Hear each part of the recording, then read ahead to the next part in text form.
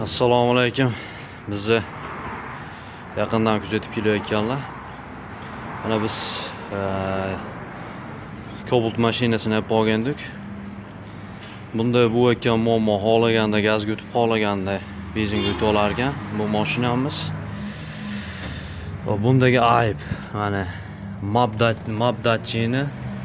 tagidagi kollektor bosimini o'lchaydigan shlanka qotirilmagan, qo'yilmagan. Birinchi muammo. Ikkinchisi mana injektordagi shlankalar bir xil o'rinda emas. Hammasi har xil. Uchinchisi reduktorni mana kichkina shlankada olib bo'lgan, yaxshi isitilmaydi. Bu yaxshi isitsa yaxshi yuradi. O'shan yoz biz pechka shlankasidan olamiz. Kabellarda kamchiliklar bor. Kabellar ham cho'tki montajini qilinmagan. Xohlaganda gazga o'tib, xullas kalom buni aybi. Xohlaganda benzinga o'tib olar ekan. Shuni biz chiroyli qilib hozir montaj qilib yurgizib beramiz inshaalloh.